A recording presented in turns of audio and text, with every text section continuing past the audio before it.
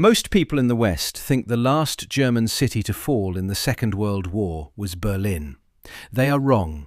Berlin's garrison surrendered on the 2nd of May 1945, when General Helmuth Weidling capitulated to Soviet forces at Tempelhof. But roughly 300 kilometres to the southeast, in the Silesian city of Breslau, the fighting went on. It didn't stop until the 6th of May, 4 days after Berlin, and only a day or two before the war in Europe ended altogether. For the better part of 3 months, a scratch force of Wehrmacht remnants, SS men, elderly militia, and boys barely into their teens held a city that shouldn't have lasted a week. This is the story of Festung Breslau, the fortress the Reich forgot to lose in time. Berlin wasn't the only place still fighting after the Reichstag fell. Army Group Courland, cut off in Latvia since the previous autumn, didn't surrender to Marshal Bagramyan until the 9th and 10th of May.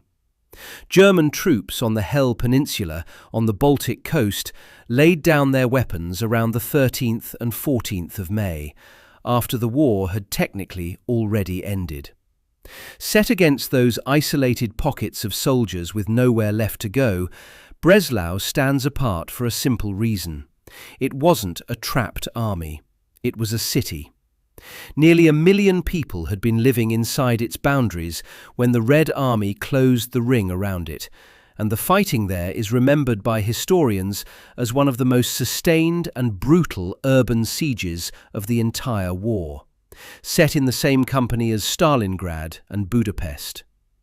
Of all the places still fighting after Berlin fell, none has been more completely erased from Western memory than the one that held out the longest.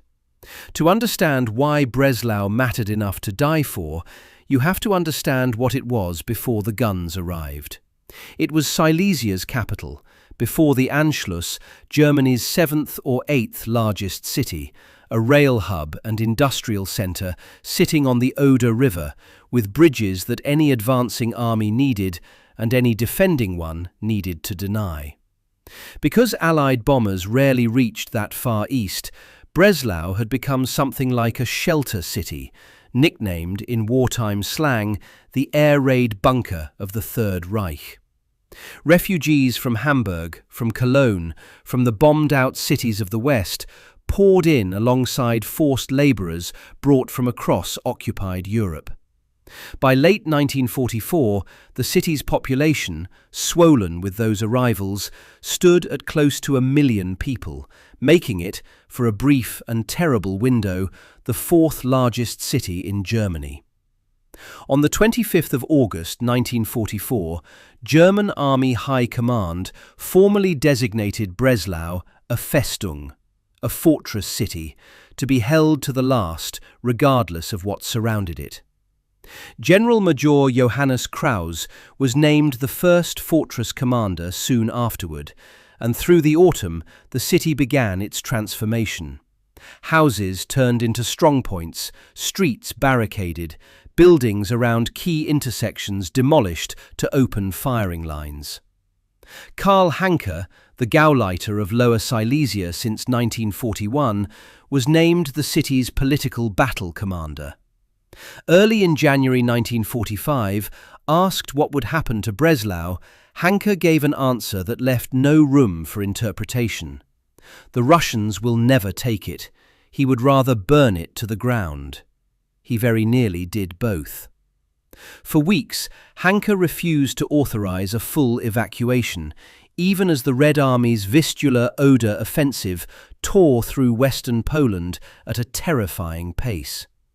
It wasn't until the 19th of January 1945, with Soviet spearheads already less than 100 kilometres away, that he finally ordered the civilian population out. It was too late, and it was done in the worst possible conditions. Roughly 700,000 people left the city that January and February, on foot, in sub-zero temperatures, with almost no organised transport, and many of them died on that march. By the time the Red Army closed its ring around the city in mid-February, Barely a quarter of Breslau's late 1944 population remained inside it. Somewhere around 230,000 civilians were now trapped in a city Hanke had promised to defend to the last stone. The garrison meant to hold that city was never a real army. It could muster something in the region of 50 to 55,000 defenders. But that number disguises what those defenders actually were. There was the 609th Division zur besonderen Verwendung, a special employment formation scraped together largely from stragglers and deserters swept up by military police checkpoints inside the city. Anyone in uniform who happened to pass through Breslau found himself conscripted on the spot. There were fortress infantry regiments with names like Moor, Sauer, Besslein and Hanf, cobbled from replacement troops and training school cadres. The SS regiment Besslein, in particular, was formed largely from former concentration camp guards. There were 2 battalions of Luftwaffe paratroopers flown in during early March, and there were 38 battalions of Volkssturm, the national militia of old men and boys, accounting for something like 15,000 of the defenders, with several of those battalions barely armed construction units in all but name. Then there were the Hitler Youth. A regiment of them arrived in late January 1945 to reinforce the garrison, and by March, boys as young as 10 and 12 were being put to work inside the fortress. They were handed Panzerfausts and old rifles and set into positions that regular infantry divisions elsewhere on the Eastern Front were finding impossible to hold. Nearby, outside the ring of encirclement, panzer divisions, including the 19th, fought through February to reopen a corridor into the city, briefly succeeding near the village of Tins before Soviet mechanized forces sealed the gap again on the 14th of February. That failure marked the last realistic hope that Breslau might be relieved from outside. From then on, whatever held the city would have to come from within it. What held it, more than any single unit, was the fracture at the top of its own command. Hans von Alphen took over as fortress commander in the autumn of 1944, and he spent his time clashing repeatedly with Hanke over strategy and authority. On the 2nd of March, von Alphen was replaced by General der Infanterie Hermann Niehoff, a career officer who had commanded the 371st Infantry Division earlier in the war, and held responsibility for German forces in southern France during the Allied landings at Normandy. Niehoff's first act on arriving in Breslau was to make it unmistakably clear that he would take no orders from Hanke. Under Nazi administrative doctrine, Hanke, as regional party chief, held theoretical authority over the fortress as a whole. In practice, from the moment Niehoff arrived, the city had 2 commanders who agreed on almost nothing. Hanke held the rank of Reichsverteidigungskommissar and the local nickname Hangman of Breslau, earned by more than 1,000 executions reportedly carried out on his orders during the siege. Niehoff was the professional soldier left holding a city he had not built and, increasingly, didn't believe could be saved. One historian of the siege sums up the split in a single line. Niehoff took responsibility for doing what Hanke wouldn't, arranging a surrender. That surrender, though, was still 2 exhausting months away. Through March and April, Breslau ground down house by house. Soviet commanders, having learned from the cost of close-quarters fighting at Stalingrad and Budapest, largely avoided full infantry assaults into the built-up core of the city, relying instead on massed artillery and repeated bombing to reduce block after block to rubble before troops moved in. The Luftwaffe kept a supply line open from outside. Roughly 2,000 sorties flown into the fortress between mid-February and the 1st of May, delivering food, ammunition and medical supplies to a city that had nowhere else to get them. An airstrip was even built inside Breslau's boundaries during the siege, at a cost in forced labour and civilian lives that has never been fully counted. And in the middle of the destruction, life continued in strange, dislocated fragments. A cigarette factory in the city kept producing 500,000 cigarettes a day throughout the siege. And there were reports of concerts held during lulls in the bombardment. Civilians lived and often died beneath the city, in cellars turned into makeshift shelters. Hospitals moved underground beneath the main railway station and the city squares. Estimates of the human cost vary enormously between German, Soviet, and post-war Polish sources, a range running from roughly 30,000 total military and civilian deaths on the low end to as many as 80,000 civilian dead on the high end, with the true figure likely resting somewhere in that wide and unresolved gap. What isn't in dispute is the physical toll on the city itself. Somewhere between 70% and 90% of Breslau's built-up area was ultimately destroyed, reduced by Soviet artillery, aerial bombardment, and, in places, deliberate demolition by the SS and party officials themselves. It was in those same cellars that Breslau's other unresolved story took shape. During the siege, city authorities called on residents to deposit valuables, cash, and precious objects into designated bank vaults, which were then moved down into building cellars for safekeeping. A documented wartime practice, not a rumour. When Soviet forces finally entered the ruins in May 1945, so-called trophy brigades moved through the city systematically, removing art, books, and industrial equipment as part of a broader Soviet policy of extracting reparations from conquered German territory. One confirmed case. A large collection of manuscripts and books from Breslau's university library was seized by a Soviet trophy brigade that summer, later scattered between archives in Russia and Ukraine. Post-war treasure hunters have searched dozens of cellar sites across the city in the decades since, chasing rumours of gold and valuables that were never accounted for after the surrender. A persistent legend holds that a train loaded with Nazi gold left the region for the nearby town of Wałbrzych in the war's final days. A story that has drawn media attention as recently as 2015, and one that mainstream historians treat as folklore rather than fact, since no physical evidence of it has ever surfaced, despite exhaustive searches. What is certain is narrower and, in its way, stranger. Valuables really were sealed into Breslau's cellars during the siege.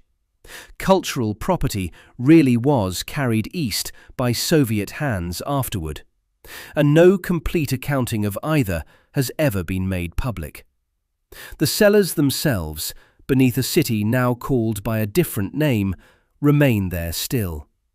By late April 1945, the fiction that Breslau could hold out indefinitely was becoming difficult even for its most fanatical defenders to sustain.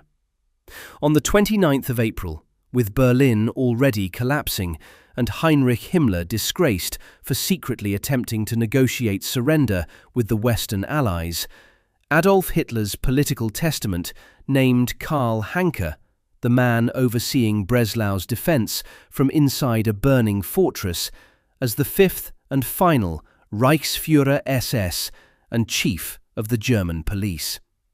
It was a title with nothing left to command. He would hold his new SS rank for roughly a week, from a city that was, by every measure, already lost. On the 2nd of May 1945, Berlin fell. Weidling's surrender to General Chuikov reached Breslau within days, and with it came the final unmistakable proof that there was no higher authority left to appeal to, no relief coming, no reason left to keep going. On the 4th of May, Soviet commanders offered honourable surrender terms to the garrison and declared a unilateral ceasefire from 6 o'clock that morning. Breslau's clergy, figures identified in the records as Pastor Hornig, Dr. Conrad, Bishop Ferscher and Canon Kramer, went to Niehoff directly and demanded he end the fighting. Hanke, still nominally in command of the city's defence, opposed it. Sometime in the last day of the siege, Hanke made his decision, not about the city, but about himself. He climbed aboard a small Fieseler Storch aircraft that had been kept in reserve specifically for him, and he flew out of Breslau, reportedly toward Prague. Whether this happened on the 5th of May or in the early hours of the 6th is disputed between sources. Some accounts place it a full day before the surrender, others place it mere hours before. What isn't disputed is the sequence. The man who had sworn to burn the city rather than surrender it left before the surrender happened, and left the surrender to someone else. That someone else was Hermann Niehoff. On the 6th of May 1945, the garrison of Festung Breslau formally capitulated. The instrument of surrender was signed at Villa Colonia on Kaiser Friedrichstrasse No. 14, a specific address in a specific building, now bearing a different street name in a different country, but standing on the same ground it stood on that afternoon. Breslau had held out 4 days longer than Berlin. It was, by the account of multiple independent historians, the last major city in Germany to surrender in the Second World War. The following day, at Reims, General Alfred Jodl signed the German instrument of surrender for the whole of the Reich. The day after that, Field Marshal Wilhelm Keitel signed the Second Surrender Act in Berlin-Karlshorst, and the war in Europe was over. Karl Hanke didn't live to see much of what came after. He reached Czechoslovakia and attached himself to an SS division near Prague, wearing the uniform of an ordinary SS private to disguise who he was. Captured by Czech forces, his true identity went undetected, and he was held in a prisoner of war camp alongside low-ranking SS men. The fanatic who had run a province now indistinguishable, on paper, from the soldiers he had commanded. On or around the 8th of June 1945, a month after Germany's surrender, Hanke was killed while attempting to escape a column of prisoners. The Gauleiter, who had promised to burn Breslau to the ground rather than surrender it, died a month after the war ended, unrecognized, in Bohemia. Niehoff spent the next decade as a Soviet prisoner of war, released only in 1955. Breslau itself didn't survive the war as Breslau. Within days of the surrender, Polish administration began to take hold in the ruined city. Some 165,000 Germans were still there when it did. Over the following 2 years, that population was almost entirely displaced, one part of the vast forced migration of ethnic Germans out of territory reassigned to Poland under the post-war settlement. The city was renamed Wrocław. By the end of 1947, only a couple of thousand Germans remained in a city that had housed close to 1 million people 3 years earlier. That single fact, a German city defended by German soldiers and German children that became a Polish city almost overnight, its population scattered west and its name changed on the map, is very likely the single largest reason this story has never travelled the way Berlin's has. The people who could have told it in English were gone. The city where it happened was, in every official sense, no longer the city it had been. But the ground itself didn't move. Beneath the streets of modern Wrocław, the cellars where Breslau's residents once locked away their valuables are still there. Most of them never fully catalogued, Some of them never reopened at all. The photographs from those months survive too. Volkssturm men in ill-fitting coats being sworn in by Hanke himself in the city squares. Hitler youth boys standing at rubble-strewn checkpoints with weapons built for grown soldiers. A delegation of German officers walking out under a flag of truce on the 6th of May, toward a building on a street that no longer bears its wartime name. The last stand of the Third Reich in the East wasn't the one the world was watching. It wasn't Berlin, and it didn't end on the 2nd of May. It was Breslau, a fortress city fought over for the better part of 3 months by a garrison that should have collapsed in days, abandoned in its final hours by the man who had sworn never to let it fall. And it lasted longer than the capital. If you want more stories like this, the sieges history skipped over, the last stands nobody remembers, subscribe for more.